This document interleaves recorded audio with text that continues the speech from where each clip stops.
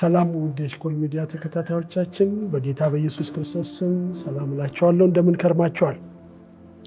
ባለፉት ተከታታይ 2 ፕሮግራሞች ላይ አሁን እያለፍንበት ያለ መከራ ወይም አሁን እያለፍንበት ያለ ስቃይ ሊመጣ ካለው ክብር ጋር ሲነጻጸር ምንም እንዳይደለ አስባለሁ በሚል ለ2 ተከታታይ ክፍለ ጊዜዎች ተምረናል። በዛሬው ክፍለ ጊዜ ደግሞ ከዚሁ የቀጠለ በመጠበቅ ሂደት ውስጥ አንዳንድ ጊዜ እግዚአብሔር ዝም ያለ የሚመስለን ጊዜ አለ። ስቃዮቻችን መከራዎቻችን እየጨመሩ ሲመጡ እኛም እየጸለይን በእግዚአብሔር ፊት ለእርዳታ እየቀረብን እያለ ግን ደግሞ እግዚአብሔር የረሳን የሚመስለን ጊዜ አለ። ዛሬ ይህንን በተመለከተ ከመጽሐፍ ቅዱስ ቃል ከመዝሙር 13 መሰረት አድርገን እንነጋገራለን። አንዳንድ ጊዜ በህይወታችን እግዚአብሔር ዝም ያለ ይመስለናል። ሩቅ እንዳለ ይሰማናል። እግዚአብሔር ቅርብ ነው የሚለው ቃል ሁኔታዎች እየከበዱብን ሲመጡ፣ ነገሮች እየተጫኑን ሲመጡ እግዚአብሔር ሩቅ ይመስለናል። እንደውም አንዳንድ ጊዜ በምናልፍበት ሁኔታ ውስጥ ሆኖ እግዚአብሔር እኛን የማያይ ይመስለናል፣ የማይመለከተን ይመስለናል። ግን እውነቱ ይህ ነው። እግዚአብሔር ዝም ያለ ቢመስልም እኔ ከእናንተ ጋር ነኝ የሚለው ቃል እውነት ነው። ሩቅ ቢመስልንም ሁኔታዎች እግዚአብሔርን ሩቅ ያደረጉ ሁኔታዎች እግዚአብሔር የተወን ቢያስመስሉም እግዚአብሔር ቅርብ ነው። ደግሞ መስራት ያቆመ ቢመስለን የማይሰራ ቢመስለንም ደግሞ እግዚአብሔር በስውር እየሰራ እኛንም እየሰራን ነው። ዛሬ የምንመለከተው በሰው አይን እግዚአብሔር የራቀ ሲመስል የተወን ሲመስል፣ በእንዲህ አይነት ጊዜ ላይ ህይወት እጅግ ከባድ ይሆናል። እንጸልያለን፣ መልስ አናገኝም። እንጠራዋለን፣ የሚሰማ አይመስለንም። ያን ጊዜ ከልባችን የሚወጣ አንድ ጥያቄ አለ። እስከ መቼ? እግዚአብሔርን እስከ መቼ እንለዋለን። ይህንን ጥያቄ ዳዊት በመዝሙር 13 ላይ እንዲህ ብሎ ጠይቋል። አቤቱ እስከ መቼ ፈጽመህ ትረሳኛለህ? እስከ መቼ ፊትህን ከእኔ ትሰውራለህ? ዳዊት ይህንን ያለበት ብዙ መከራ ብዙ ችግር እያለፈ ባለበት ሰዓት ላይ የእግዚአብሔር እርዳታ ወይም ደግሞ የእግዚአብሔር መልስ ነገ ከነገ ወዲያ ይሆንልኛል ብሎ እያሰበ በነበረበት ጊዜ ዓመታትን ረዥም ጊዜን ባስቆጠረ ጊዜ እንደዚህ ያለ እስከ መቼ ፈጽመህ ትረሳኛለህ? እግዚአብሔር የሚረሳን ወይም የረሳን የሚመስልበት ጊዜ አለ። ምናልባት አሁን እንኳን እያለፍንበት ባለንበት ሁኔታ እግዚአብሔርን እርዳኝ እያልነው፣ እግዚአብሔርን መለስልኝ እያልነው እንኳ እግዚአብሔር የተወን መስሎን እስከ መቼ ትረሳኛለህ የምንል ብዙ ሰዎች አሉ። ደግሞ እስከ መቼ በነፍሴም መካከራለሁ፣ ትካዜስ እስከ መቼ ሁል ጊዜ ይሆናል? ደግሞ እሱ ብቻ ቢሆን ጥሩ ነው። እስከ መቼስ ጠላቴ በላይ ላይ ይጓደዳል? እንዲህ አይነት ጥያቄዎች የምንጠይቅባቸው የህይወት ገጽታዎች አሉ። ያለፉ ጊዜያቶች ሊኖሩ ይችላሉ። አሁንም ያሉ ሊኖሩ ይችላሉ። ወደፊትም ሊመጡ ይችላሉ። እግዚአብሔር ዝም ያለ የሚመስለን፣ እግዚአብሔር የማይሰማ የሚመስለን፣ አንዳንዶችን ብቻ የሚሰማ የሚመስለን እስከ መቼ? ይሄ ጥያቄ በእኛ የተጀመረ አዲስ ጥያቄ አይደለም። ይሄ ጥያቄ በመጽሐፍ ቅዱስ ውስጥ እግዚአብሔር የጠራቸው ሰዎችም ጥያቄ ነው። ነገስታት ጠይቀውታል፣ ነቢያት ጠይቀውታል። እስከ መቼ ብለው እግዚአብሔርን ጠይቀውታል። ንጉሥ ዳዊትን ብንመለከት በጭንቅ ውስጥ፣ በህመም ውስጥ፣ በመከራ ውስጥ ሲሆን እግዚአብሔር እንደረሳው አድርጎ እስከ መቼ ብሎ የጠየቀው ጥያቄ የወለደው ጸሎት ነው። መዝሙር 13 ላይ ይህ መዝሙር 13 የልብ ጩኸት ደግሞ የሰው ድካም የሚያሳይ ግን መጨረሻው ወደ እምነት የሚመራ ጸሎት ነው። መዝሙሩን በሙሉ ስንመለከተው እንዲህ ይነበባል። አቤቱ እስከ መቼ ፈጽመህ ትረሳኛለህ? እስከ መቼ ፊትህን ከኔ ትሰውራለህ? እስከ መቼስ በነፍሴ መካከራለሁ? ትካዜስ እስከ መቼ ሁልጊዜ ይሆናል? እስከ መቼ ጠላቴ በላይ ይጓደዳል? አቤቱ አምላኬ እየኝ ስማኝም፣ ጠላቴም አሸነፍኩት እንዳይል የሚያስጨንቁኝ እኔ ብናወጥ ደስ እንዳይላቸው ለሞትም እንዳልተኛ ዓይኖቼን አብራ። እኔ ግን በቸርነትህ ታመንኩ፣ ልቤም በመድኃኒትህ ደስ ይለዋል። የረዳኝን እግዚአብሔርን አመሰግነዋለሁ፣ ለልዑልም ለእግዚአብሔር ስምም እዘምራለሁ። ይሄ መዝሙር በሶስት ይከፈላል። የመጀመሪያው በጥያቄ የተሞላ እስከ መቼ ፈጽመህ ትረሳኛለህ? ጥያቄ ነው ይሄ። ጸሎት ልመናም አይደለም። እስከ መቼ ትተወኛለህ? እስከ መቼ በነፍሴ እመክራለሁ? እስከ መቼ ሁል ጊዜ ይሆናል? እስከ መቼ? በሁለቱ ቁጥር ውስጥ ብቻ 5 ጊዜ እስከ መቼ ብሎ ጠይቋል። ከዛ በኋላ ግን ይሄ ጥያቄ ወደ ጸሎት እንዳመራው ቁጥር 3 ላይ እንመለከታለን። አቤቱ አምላኬ እየኝ ስማኝ ብሎ ወደ ልመና የመራው ጥያቄው ወደ ልመና ወደ ጸሎት እንደመራ ያሳየናል። ምክንያቱም ጠላቴ አሸነፍኩት እንዳይል ብሎ ወደ እግዚአብሔር ጸሎት ጸለየ። ለምን? የሚያስጨንቀኝ እኔ ብናወጥ ደስ እንዳይላቸው ለሞቴም እንዳልተኛ ዓይኖቼን አብራ ብሎ ጥያቄው ወደ ጸሎት እንደወሰደው እንመለከታለን። ከዛ በኋላ ግን በቁጥር 5 ላይ ደግሞ ወደ እምነት የተሸጋገረበትን ሁኔታ እናያለን። እኔ ግን በቸርነትህ ታመንኩ፣ ልቤም በመድኃኒትህ ደስ ይለዋል። ከዛ ወደ ምስጋና የረዳኝን እግዚአብሔርን አመሰግነዋለሁ፣ ለልዑል እግዚአብሔር ስምም እዘምራለሁ። እንግዲህ ይሄ መዝሙር 13 የመጀመሪያው ክፍል እስከ መቼ፣ ሁለተኛው ደግሞ በልመና ወደ እኔ ተመልከት፣ ሶስተኛው ደግሞ በእምነት እኔ ግን በምሕረትህ ተመክቻለሁ የሚል መልእክት እናያለን። ዛሬ ምናልባት እኛም በእንዲህ አይነት ሁኔታ እንገኛለን። እግዚአብሔር ዝም ያለ የሚመስለን፣ ግን በመዝሙሩ የምንማረው አንድ ነገር አለ። እግዚአብሔር ዝም ያለ ቢመስለንም እርሱ አይረሳንም። ስሜታችን እውነት እንዳልሆነ፣ ነገር ግን እውነቱ እግዚአብሔር ታማኝ እንደሆነ መዝሙሩ ያሳየናል። እንግዲህ ዳዊት ከጭንቀት ወደ እምነት እንዴት እንደተሻገረ እንመለከታለን። አንድ ነገር ማወቅ አለብን። እኛ እግዚአብሔርን ከምንፈልገው በላይ እግዚአብሔር እኛን ይፈልገናል። ብዙ ጊዜ እኛ መነሻውን ወይም ደግሞ ጅማሬውን የወሰድን ይመስለናል። እግዚአብሔርን ለመፈለግ እኛ መነሻ እንመስላለን፣ ግን አይደለም። እኛ እግዚአብሔርን ከምንፈልገው በላይ እግዚአብሔር እኛን ይፈልገናል። በመጽሐፍ ቅዱሳችን ውስጥ እግዚአብሔርን ከመፈለጋቸው በፊት እግዚአብሔር እነርሱን የፈለጋቸው በጣም ብዙ ሰዎች አሉ። የፈለገበትን ምክንያት ነግሯቸው ምን እንደሚሰራ ከተነገራቸው በኋላ በተስፋ እየጠበቁ ዓመታትን የዘገዩ ዓመታትን የቆዩ ከአብርሃም ጀምሮ እነ ሙሴንም ብንመለከት እነ ዳዊትንም ብንመለከታቸው ሌሎችንም እግዚአብሔር ተናግሯቸው እንደነ ዮሴፍ ያሉትን ጠብቀው እግዚአብሔር የተዋቸው እስኪመስል ግን መጀመሪያ ራሱ እግዚአብሔር እንደፈለጋቸው ከፈለጋቸው በኋላ የፈለገበትን ምክንያት ነግሯቸው ዓመታትን እየቆጠሩ በጣም ብዙ ሰዎች አሉ። ብዙዎቻችንም በዚህ ተመሳሳይ ታሪክ ውስጥ ያለን ሰዎች እንኖራለን።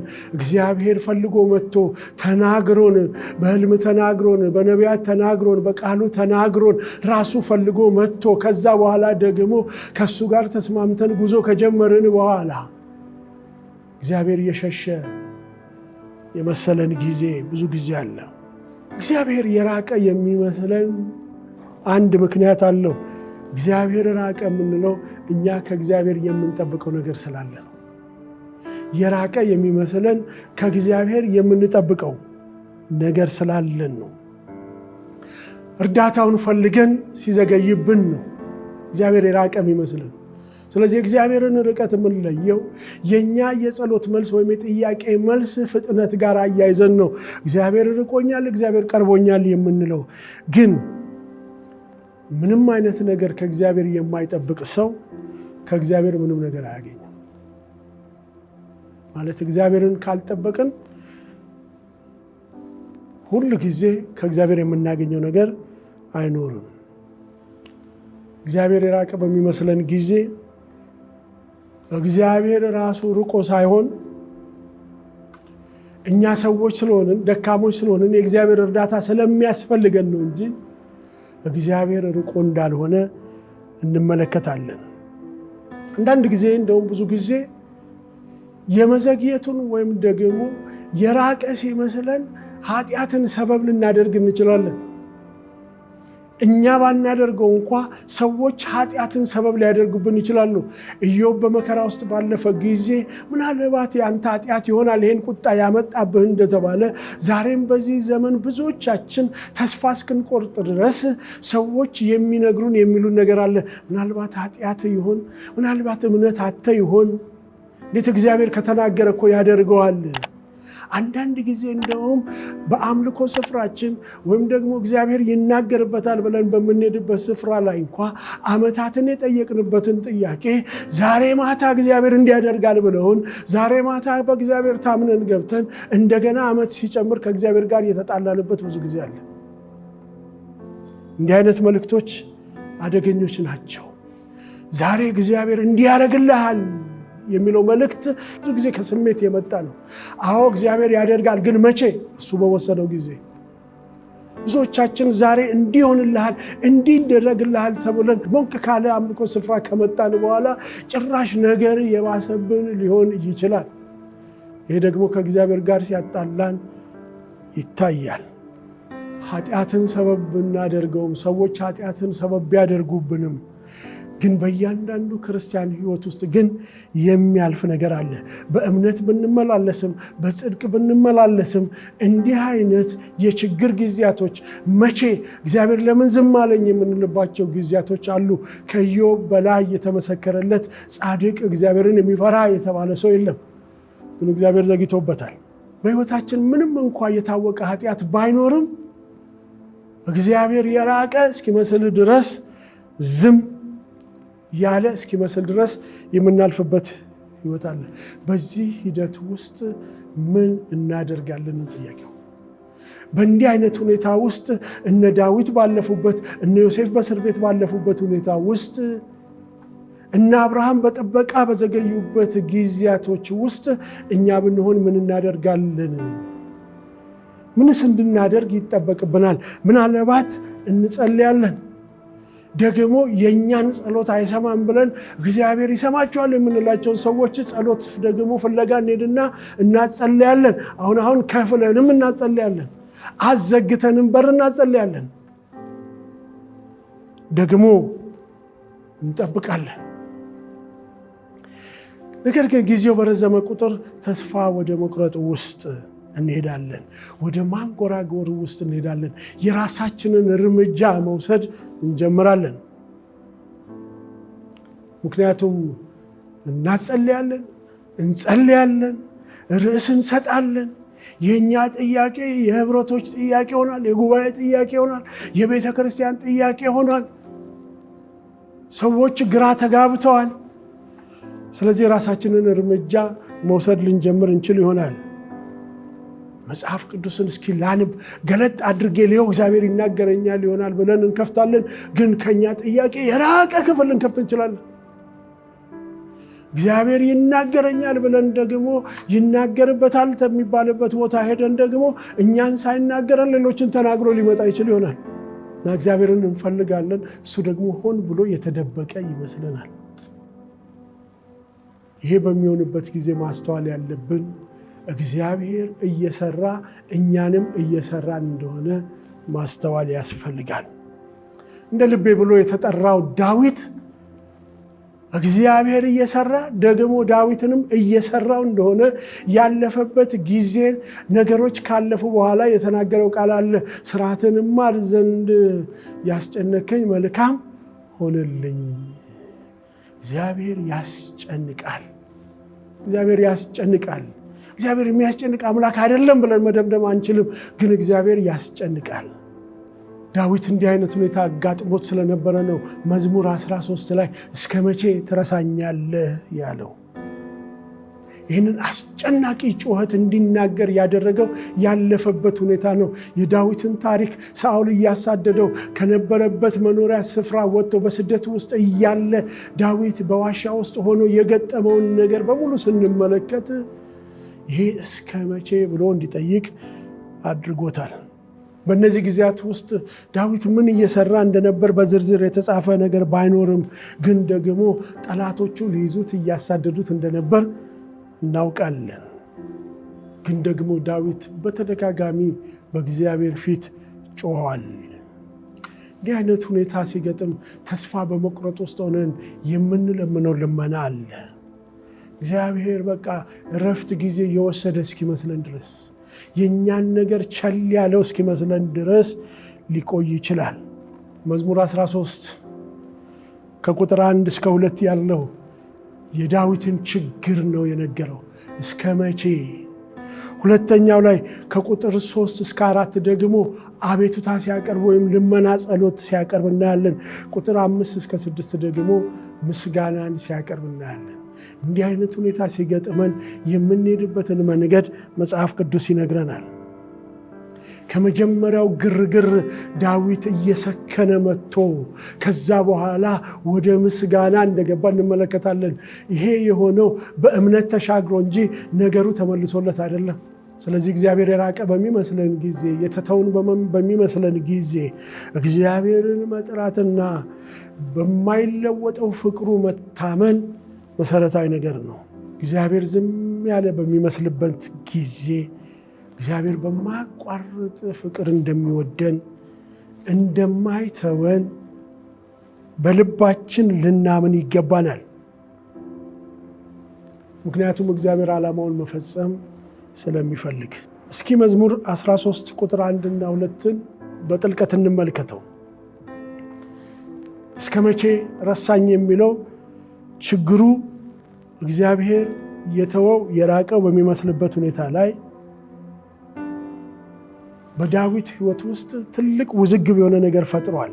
እግዚአብሔር ዳዊትን የረሳው ወይም ደግሞ ራሱን ከዳዊት የሰወረ እና ለዘላለም ትቶት የሚኖር ይመስላል። ሁል ጊዜ ከባድ ፈተና ለዘላለም የሚቆይ ይመስለናል። እስኪያልፍ ድረስ ያለፋል፣ ያስጨንቃል። እግዚአብሔርን በመጠበቅ ውስጥ በጣም አስቸጋሪው ነገር መጠበቅ ራሱ ነው። መጠበቅ በጣም አስቸጋሪ ነገር ነው። ዛሬ በሕይወት ልምምዳችን እንኳ ወረፋ የሚያስጠብቅ ብዙ ሰልፍ የሚያስጠብቅ ነገር ካለ መጠበቅ በጣም ያስቸግረናል። መጠበቅ ግዴታ ነው፣ ግን መጠበቅ ደግሞ በጣም ከባድ ነው። ስለዚህ ሰው የራሱን እርምጃ ይወስዳል። ምናልባት ሰልፍ ጥሶ ይሄዳል፣ ወይም ደግሞ መሰለፉን ትቶ መጠበቅ አቅቶት የራሱን እርምጃ ሊወስድ ይችላል። ምክንያቱም ከባድ ፈተና ለዘላለም የሚቆይ ነው የሚመስለን። ደግሞ በመጠበቅ ውስጥ ሆነን ሌላ የምንሰራው ስራ ከሌለ መጠበቅን በጣም እጅግ አስቸጋሪ ያደርገዋል።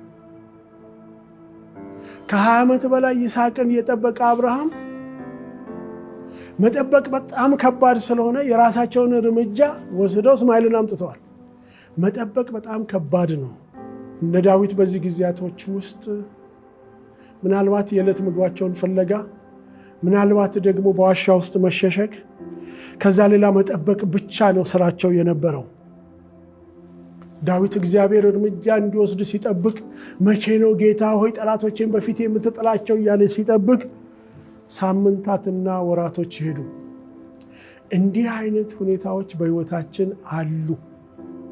ብዙዎቻችን ብንፈትሽ በእንዲህ አይነት ሁኔታ ውስጥ እያለፍን ያለን ብዙ ሰዎች አለን። ደግሞ ከብዙዎቻችን መካከል አንዳንዶቻችን የራሳችንን መንገድ የጀመረን ሰዎች አለን። በዚህ ፍጠን በሚል ችኮላ በበዛበት ዘመን ላይ እግዚአብሔርን መጠበቅ በጣም ከባድ ነው። እግዚአብሔርን መጠበቅ የሚፈልግ ትውልድ አይደለም አሁን ያለው። በጣም በአቋራጭ ቶሎ መሄድ ያለብን፣ እንደውም በጸሎት ከመጠበቅ ይልቅ የእግዚአብሔርን ጊዜ ከመጠበቅ ይልቅ አንዳንዶቹን እኛ ራሳችን ቃል የምናወጣባቸው ወይም ትእዛዝ የምናወጣባቸው አሉ። ይሄ ፍጹም መጽሐፍ ቅዱሳዊ አይደለም። በእግዚአብሔር የጊዜ ሰሌዳና በእኛ የጊዜ ሰሌዳ መካከል ያለውን መለየት አስፈላጊ ነው። የእግዚአብሔር የጊዜ ሰሌዳ አለ፣ የኛ የጊዜ ሰሌዳ አለ። እኛ ግፋቤል የምናስበው በደቂቃ ደግሞ በሰዓት አለፈም ሲባል በቀናት ነው የምናስበው። እግዚአብሔር ደግሞ በዓመታት ያስባል።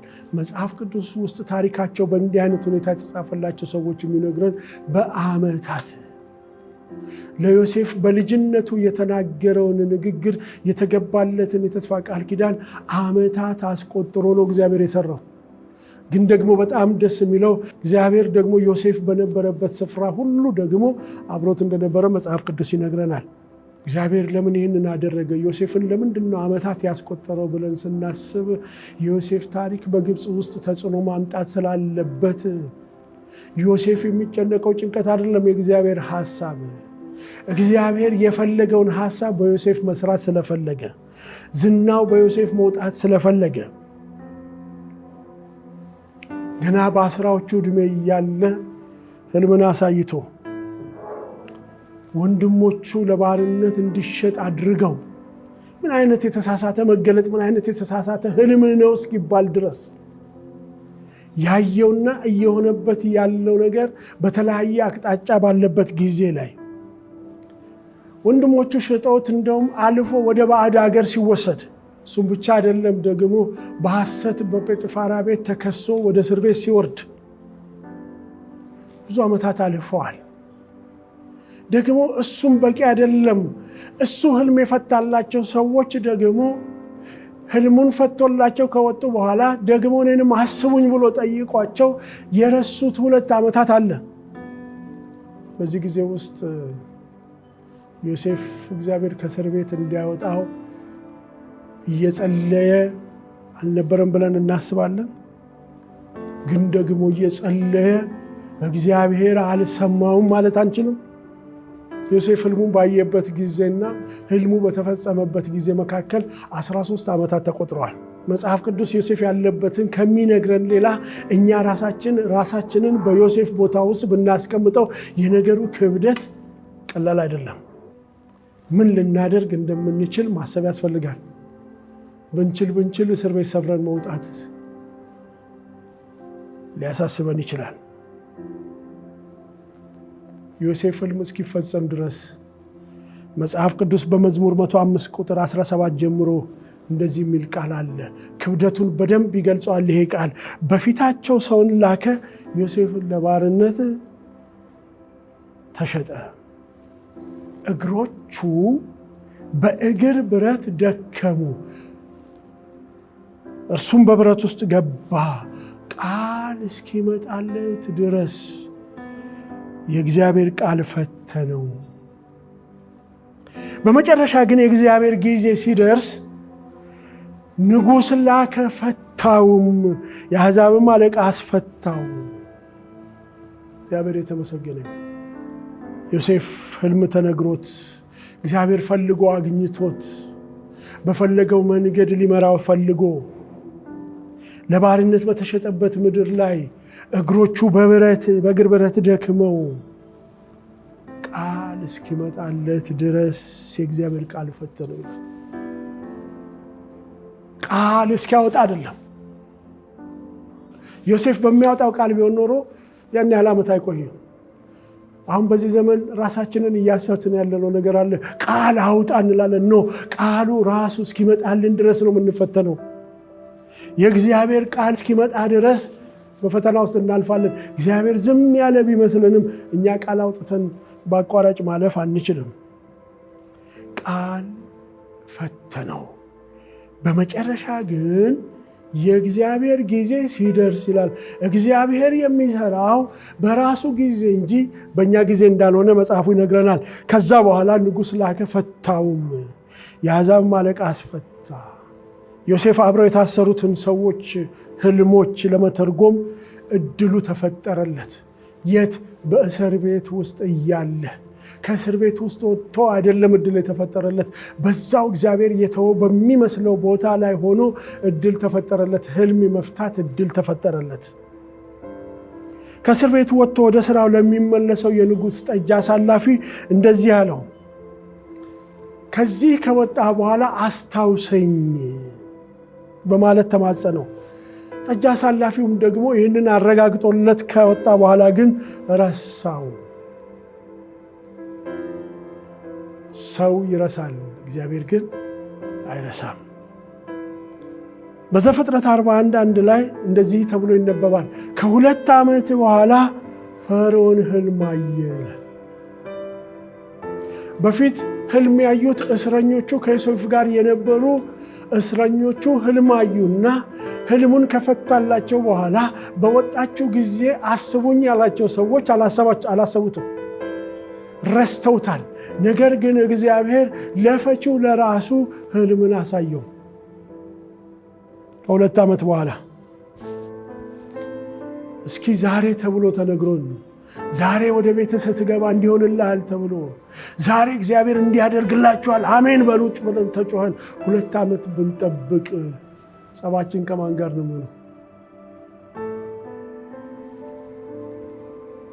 የእግዚአብሔርን ጊዜ መጠበቅ መልካም ነው። ነገሮች በመፈክር ወይም በምኞት አይለወጡም። አምነህ ተቀበል ተብሎ አይመጣም። እግዚአብሔር እንደሚፈታው እግዚአብሔር እንደሚያስፈታው ዮሴፍ ሳምን ቀርቶ አይደለም። ዮሴፍ ራሱ ቃል እስኪመጣለት እንጂ ራሱ ቃል አውጥቶ አይደለም የወጣው። እኛ የምናወጣው ቃል አይደለም፣ ከእግዚአብሔር የሚወጣ ቃል ነው ነፃ የሚያወጣን። እና 2 ዓመት ከባድ ነው። ለ2 ዓመት ተጨማሪ ዓመታት እሱን ነግሯቸው የተፈቱ ሰዎች በረፍት ውስጥ እያሉ እሱ በእስር ቤት ውስጥ ሆኖ እነዚህ ሰዎች ያስታውሱኝ ይሆናል ብሎ መጠበቅ ከባድ ነው። ግን እግዚአብሔር ለምን 2 ዓመት ጠበቀ? ለፈርዖን ህልም የማሳየት ለምን መጀመሪያዎቹ ሰዎቹ እንደወጡ ለምን አላሳየውም? ለምን እግዚአብሔር 2 ዓመት ቆየ? አዎ የረሳ ይመስላል፣ የተወ ይመስላል። አንድ ነገር ማሰብ ያለብን ግን የእግዚአብሔር ጊዜና የኛ ጊዜ የተለያየ ነው። ለምን 2 ዓመት እግዚአብሔር ጠበቀ? ለምን ረጅም ጊዜ ዮሴፍን ማስጠበቅ ፈለገ?